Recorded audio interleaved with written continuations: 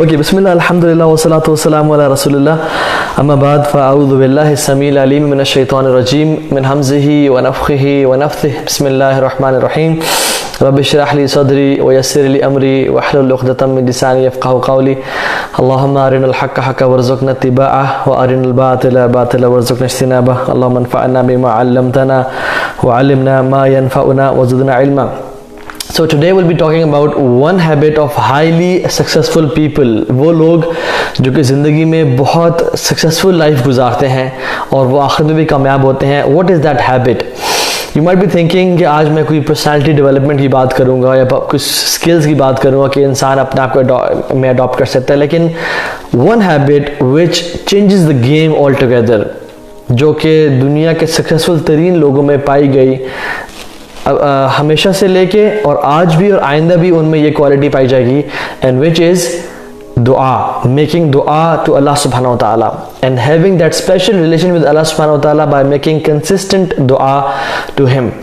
और ये जो दुआ है, this is life changing, this is game changing. जो शख्स दुआ का सहारा लेता है वो हमेशा ज़िंदगी में कामयाब रहता है। अल्लाह ताला फरमाते हैं लैसा शैउन अक्रमु अलल्लाहि तआला मिन दुआ।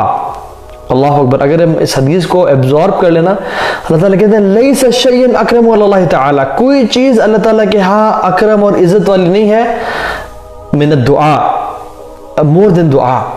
तो दुआ से ज़्यादा कोई चीज़ अल्लाह ताला के यहाँ इज़्ज़त और तकरीम वाले और वाली नहीं है। और एक हदीस में आता है लैसा शैउन अअज़्ज़ु अलल्लाहि तआला मिन दुआ, अल्लाह ताला के लिए इज़्ज़त और मोहब्बत वाली चीज़ यानी लविंग चीज़ दुआ से ज़्यादा कोई और चीज़ नहीं है। और जो शख्स अल्लाह ताला से दुआ नहीं मांगता अल्लाह ताला से नाराज़ होते हैं। एक और हदीस में आता है इन्नहु मन लम यसअलिल्लाह यग़ज़िब अलैहि, जो शख्स अल्लाह ताला से दुआ नहीं मांगता अल्लाह ताला से नाराज़ होते हैं। Now let's talk about the Quranic legacy of दुआ। हम लोग अनफॉर्चुनेटली जो स्पेशली सबकॉन्टिनेंट के मुस्लिम्स हैं, मुझे अक्सर मैसेजेस आते हैं कि आप कोई वजीफ़ा बताएं, कोई दुआ बताएं कि मेरी शादी हो जाए, कोई दुआ बताएं कि मेरा मसले हल हो जाए, कोई दुआ बताएं कि जॉब लग जाए, कोई दुआ बताएं कि सेहत ठीक हो जाए। You know what is the Quranic legacy of दुआ?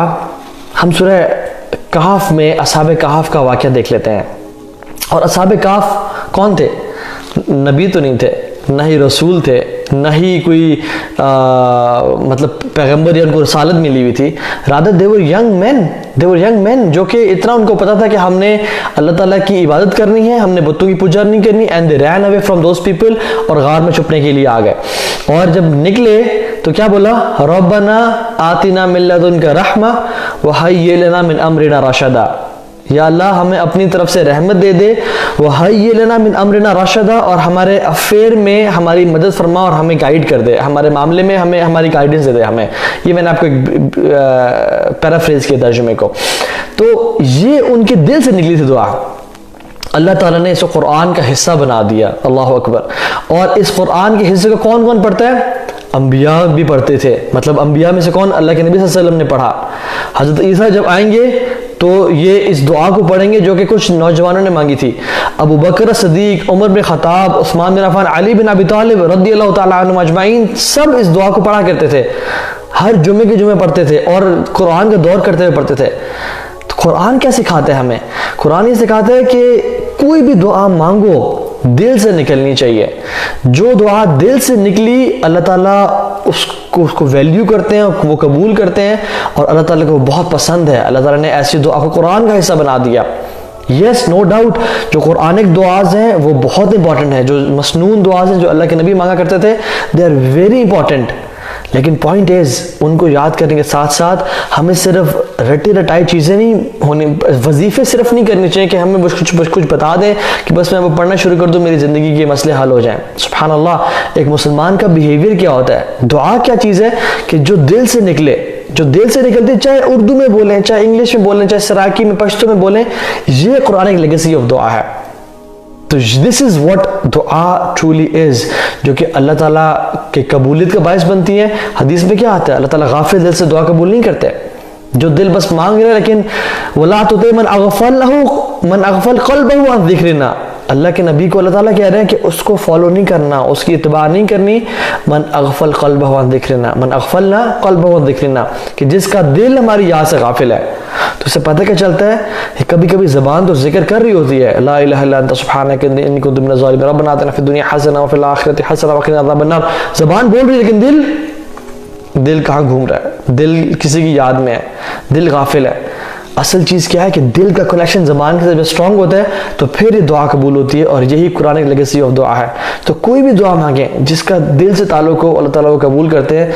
यस, जो दुआएं मसनून हैं उनकी बहुत इंपॉर्टेंस है, वो जवामिउल कलिम है, उनमें बहुत सारी दुआएं इकट्ठी कर दी गई हैं, जमा कर दी गई हैं, लेकिन द पॉइंट इज़ उनको समझ के उसको याद करके अपने पे जब फिट आ रही हो तब उसको मांगे, और अल्लाह ताला से उसको उसकी डेप्थ में जाके मांगे ताकि अल्लाह ताला उसको कबूल भी करे। देखिए मूसा अलैहिस्सलाम की हम स्टोरी देख लेते हैं। व्हाट वाज द, देखिए कोई भी आप सीजन या मूवी देखें ना, और उसमें समथिंग हैपेंस इन बिटवीन, जिससे स्टोरी की बिल्कुल लाइनअप चेंज हो जाता है। कोई हीरो की डेथ हो गई and then the story changes itself, और या कभी कोई ऐसे बड़ा इंसिडेंट होता है तब स्टोरी बिल्कुल चेंज और तब्दील हो जाती है। आप प्रॉफिट्स की लाइफ देख लें, What was that moment जब उनकी लाइफ कंप्लीटली चेंज हो गई? It was the moment of दुआ, when they made दुआ to Allah subhanahu wa ta'ala। मूसा अलैहि सलाम का आप देख लें, मूसा अलैहि सलाम मिस्र से भागे, एक शख्स का कत्ल हो गया, उसको मुक्का मारा, वो निकले, he was the most wanted person of Egypt, वहाँ से निकले, कुछ उनके पास नहीं है। पहले वो प्रिंस थे, अब वो बिल्कुल ही इज अ पर्सन जिसके पीछे पुलिस पड़ी हुई है, and he killed a cop, basically he killed a person from that com जो कि फिरौन के करीब थे, और जो बेसिकली कॉप्स थे, जो बेसिकली अथॉरिटी वाले थे, जो संभालते थे। तो व्हेन यू किल एनीबडी तो yes there is a problem, but when you kill someone from the cops then there is a bigger problem. वो भागे, और वो सुभान अल्लाह कैसे स्टेटस में आ गए कि वो बिल्कुल एक ऐसी हालत में थे जहाँ पे भूख और प्यास और वो मतलब किसी भी अल्लाह ताला की तरफ से हेल्प के मोहताज थे। और वो दरख्त के नीचे जब लेटे तो उन्होंने क्या कहा, रब्बी इन्नी लिमा अंज़लता इलैया मिन खैरिन फ़कीर, या अल्लाह मैं जो, या अल्लाह तू जो भी खैर आसमान से भेजे मैं उसका मोहताज हूँ, जो भी खैर आसमान से भेजे। सुभान अल्लाह। तो ये मूसा अलैहि सलाम की दुआ थी, और इस दुआ के मांगने की वजह से क्या हुआ, वो जो औरतें हैं और कहा जिनकी बकरियों को पानी पिलाया था, हमारे वालिद साहब आपको बुला रहे हैं, एंड दिस दुआ changed everything in the life of मूसा। और वो बाप ने बुलाया, उनके पास गए, उनकी शादी भी हो गई, कुछ अर्से पे खुदमत करने के बाद नबूवत भी मिल गई, and his life changed and he became a नबी। सुभान अल्लाह। तो ये जो दुआ है दिस इज लाइफ चेंजिंग। अल्लाह ताला खुद कुरान में कहते हैं, वक़ाल रब्बुकुम उदऊनी अस्तजिब लकुम, अल्लाह ताला खुद हमसे कह रहे हैं मुझसे मांगो मैं तुम्हारी दुआ कबूल करूंगा।